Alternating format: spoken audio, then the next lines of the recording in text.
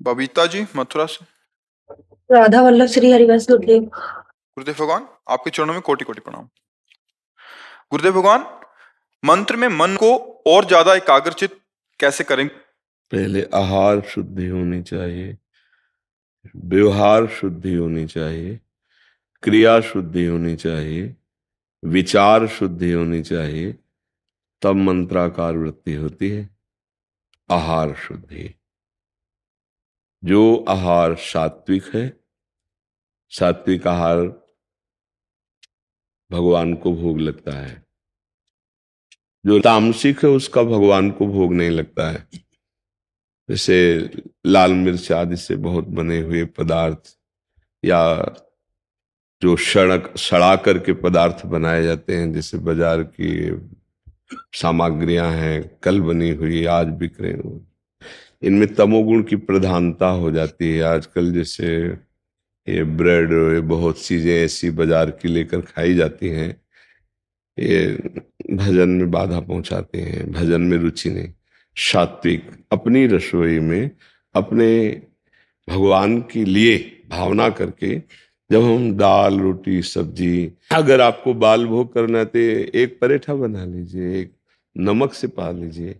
लेकिन बाजार की चीजें, जैसे अगर भजन में मंत्राकार वृत्ति करनी, ये बाहर के गोलगप्पा खा करके, बाहर की सामग्रियां पा करके चित्त वृत्ति रजोगुणी होती, भजन में नहीं लगती। कौन कहाँ कैसे किस विचार से बनाता है। तो पहले आहार शुद्धि।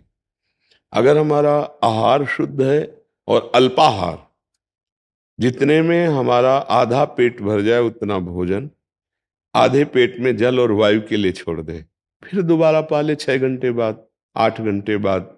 लेकिन इतना आहार ना ले ले कि हमारा चिंतन पेट का ही हो, वजन इतना बढ़ जाए कि हमारा सांसारिक चिंतन होने लगे, भगवत चिंतन छूट जाए। ये अनुभव की बात है। अगर अच्छे अच्छे पदार्थों को भरपेट पा लिया जाए तो भजन में रुचि नहीं होगी। भोजन जो रुचिकर लगा तो भजन में रुचि नहीं होगी, ये पक्का सिद्धांत है। अब हम रोज होटलों का पाए, बाजार का पाए, संसारिकता, तो हमें लगता है भजन, तो वो बातें चाहे कर लो, भजन नहीं हो पाएगा। भजन के लिए शुद्ध आहार चाहिए। दूसरा, व्यवहार। सबसे ज्यादा व्यवहार बिगाड़ता है मोबाइल। आजकल मोबाइल में पूरा संसार है, आप जो चाहो जैसे चाहो देख लो। अगर सावधानी ना रही तो बहुत व्यवहार गलत हो जाएगा मोबाइल से। और दूसरा, अपने परिवार से व्यवहार। अगर आप संयमी नहीं हैं, आप गलती करते हैं, तो आप अपने परिवार से व्यवहार ठीक कर ही नहीं सकते। आप गलत होंगे ना तो आपका स्वभाव चिड़चिड़ा हो जाएगा, क्रोधी स्वभाव हो जाएगा। अपने कर्तव्य का सही आप ठीक पालन नहीं कर सकते, क्योंकि आपका आहार शुद्ध नहीं, आपका व्यवहार शुद्ध नहीं। तो आप सबसे कर्तव्य करवाना चाहेंगे अपने लिए, लेकिन आपका क्या कर्तव्य सबके लिए ये भूल जाएंगे, तो आपके व्यवहार में अशांति हो जाएगी। विचार, विचार शुद्ध होने चाहिए। हम प्रभु की प्राप्ति के लिए मानवदेह प्राप्त किए हैं, चाहे स्त्री शरीर हो चाहे पुरुष शरीर हो। हमें पति पुत्र परिवार आदि की जो सेवा मिली है, भगवान की सेवा है। हमारा विचार इनके प्रति गलत ना होने पाए। हमारे व्यवहार में त्रुटि, हमारे आहार में त्रुटि, तो पक्का आपके विचार में त्रुटि आ जाएगी। विचार में त्रुटि बहुत तरह के दोष पैदा करते हो, कहने की जरूरत नहीं। जैसे आजकल विचारहीन आचरण होते हैं समाज में। कुछ ऐसे होंगे जो आचरण करने के पहले विचार करते हैं कि मैं गलत हूं या सही। विचार शुद्ध कैसे माने जाएंगे? गुरु की आज्ञा, शास्त्र की आज्ञा, बड़ों की आज्ञा में रहना। आजकल नए नए बच्चे, जानते हो माता पिता से कैसे अभद्रता से बात करते हैं कि सुन के लगता है कि ये विद्या पढ़ रहे हैं। विद्या विनयम ददाति, विद्या विनय शील प्रदान करती है, गंभीर नम्र। आज का बर्ताव बच्चों का कैसा हो रहा है? आजकल हम कैसा पति से व्यवहार, पत्नी से व्यवहार, सास ससुर से व्यवहार, माता पिता से व्यवहार या बहू से व्यवहार, सबके लिए है। विचार दूषित हो रहे हैं। विचार दूषित कब माने जाते हैं? जब सबसे अपने लिए सुख चाहो। विचार पवित्र कब माने जाते हैं? जब हमारे विचारों में सबको सुख देने की बात हो, अपने कर्तव्य के अनुसार, धर्म के अनुसार। तो जिसका आहार शुद्ध, व्यवहार शुद्ध, विचार शुद्ध, वही मंत्राकार वृत्ति भगवान की कर सकता है। अगर ये तीनों अशुद्ध हैं तो माला भले चले, मंत्र में मन नहीं टिकेगा। पक्की बात समझ लेना। मंत्राकार वृत्ति हर समय रसोई बनाते हुए, सोहनी लगाते हुए, पोछा लगाते हुए, सबसे सेवाएं करते हुए अंदर अंदर एक एक वृत्ति में नाम चले, मंत्र चले, वो बहुत बड़ा महात्मा है। इसी स्थिति को तो देखकर उद्धव जी ने नमन किया गोपीजनों को।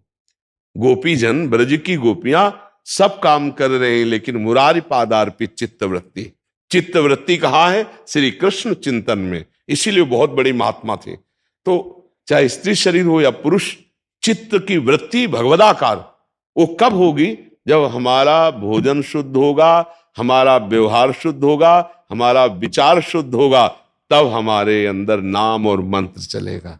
अब इस पर देख लिया जाए, इसको सुधार किया जाए तो नाम मंत्र में और गाढ़ अवस्था आएगी। थोड़ी देर भगवान की लीलाएं सुना करो। जैसे श्रीमद् भागवत के 10वें स्कंद की श्री कृष्ण लीला है। यदि रामचरित्र मानस में भगवान राम के जो पावन चरित्र उनको सुना जाए, भगवान की लीला चरित्र सुनने से अंतःकरण भगवान की स्मृति में भरने लगता है। और भगवान की लीला चरित्र और कहीं ना जाके सुने तो अपने घर में पढ़ सकते हो। अगर पढ़े हो तो हिंदी से आते हैं, भगवान को ही भगवान की लीला चरित्र सुना रहे हैं। एक अध्याय भागवत का सुना दिया, 2-4 श्लोकों का अर्थ गीता जी का भगवान, और उसी का मनन किया। इससे जैसे हम पात्र को मंजना से मांजते हैं ना, तो उसकी गंदगी दूर होती है। ऐसे ही जब हम भगवत चर्चा सुनते हैं और उसका मनन करते हैं, आज सत्संग में क्या कहा गया, आज ये मनन, तो ये मन को मांजता है, मन को पवित्र करता है। और पवित्र मन ही भगवदाकार होता है। अपवित्र मन भगवान में नहीं लगता है। पापवंत कर सहज स्वभाव भजन मूर्ते भावन। जो निर्मल हृदय है उसमें निरंतर मंत्र चलता है। जितना मंत्र में रुकावट होगी उतना ही मन में मलिनता है, उसी को दूर करना है। तो हम सत्संग सुने, भगवत लीला गुणानुवाद गायन करें और अपने आचरण पवित्र रखें, अपना भोजन संयमित और पवित्र रखें और अपने विचारों को दूसरों के सुख चिंतन में लगावें। जैसे संत जन हैं तो उनका हर समय विचार बना रहता है, हमारी समाज कैसे मंगलमय, जो वास्तविक संत है कैसे इनका कल्याण हो, कैसे सुखी हो, वही विचार करके खोज खोज करके शास्त्रों से बात लाके वही सत्संग में सुनाते हैं। वही एकांतिक में उत्तर हो रहा है, तुम्हारा मंगल कैसे हो, ऐसे ही तुम सोचो। तुम्हारा मंगल तभी होगा जब तो दूसरों का मंगल, परहित सरिस धर्म नहीं भाई। अगर दूसरे के सुख के लिए सोचा, हमें और दूसरे के सुख के सोचने की जगह ना हो तो अपने परिवार के सुख के, अपना बेटा, अपना पति, अपने सास ससुर, अपने परिवार को कैसे हम भगवत स्वरूप मानकर इनको सुख पहुंचाएं, कैसे इनकी सेवा बने, अभी आनंद आने लगेगा। हर व्यक्ति का एक अंदर से स्वभाव बन चुका है, तुम मुझे सुख, लेकिन तुम्हारा कर्तव्य क्या है वो भूल गए, तो कलह हो रही है, अशांति हो रही है, नहीं हो रही, बैर हो रहा है। अगर अपने कर्तव्य का पालन करें हम, तो दूसरा अपने आप हमारे प्रभाव से अपने कर्तव्य का पालन करेगा। हम अपने कर्तव्य को पालन नहीं करना चाहते और आपसे कर्तव्य पालन कराना चाहते, ऐसा कभी नहीं हो सकता। पहले हम सुधरे, हम अपने कर्तव्य का पालन करें, तो फिर हमारे जो आसपास है वो अपने कर्तव्य का पालन करने लगेंगे। तो भजन के लिए ये बहुत जरूरी है, चरित्र का पावन होना, व्यवहार का पावन होना, आहार का पावन होना, विचार का पावन होना, तब भजन की परिपक्व अवस्था आ जाती है। इन पर ढूंढ लो, कोई जहां दोष हो उनको हटा दिया जाए भगवान के नाम बल से, और निरंतर नाम में प्रियता बढ़ती रहे, ऐसी प्रार्थना प्रभु से करते रहे। गुरुदेव भगवान, हम मंत्र की 11 माला तो करते हैं, पर जैसे आप बोलते हो कि मंत्र लिखते हैं ना पहली बार में, तो 1 या 2 माला पे लिखने में और उसको पढ़ने में और अंदर मनन करते हैं।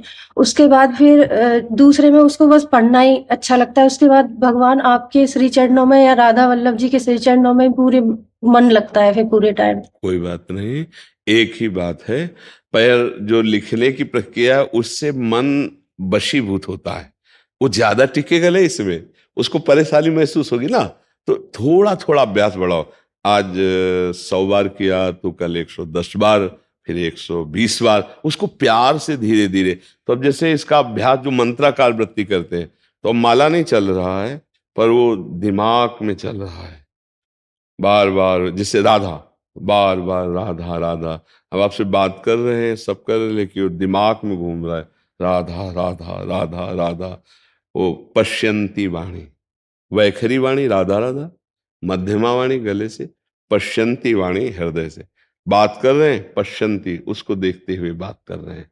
तो अभ्यास धीरे धीरे गुरुदेव, राधा वल्लभ श्री हरिवंश लिखने में बहुत मन लगता है। वही लिखो, पर गुरु मंत्र को कुछ थोड़ा सा अभ्यास में ले आओ। हाँ, जब हम कई बार बताया कि जैसे गुरु मंत्र जप रहे हैं, वो मन नहीं लग रहा है, तो संख्या आज्ञा की पूरी करते हैं, इसके बाद हम राधा वल्लभ श्री हरिवंश जपते हैं। इसमें भी मन नहीं लग रहा तो राधा राधा जपते हैं, इसमें भी मन नहीं लग रहा तो कोई पद गुनगुनाने लगते हैं। चतुरासी जी, हमें इन किन प्रकारेण प्रियालाल से जुड़े रहना है, श्यामा श्याम से जुड़े रहना है, प्रभु से जुड़े रहना है।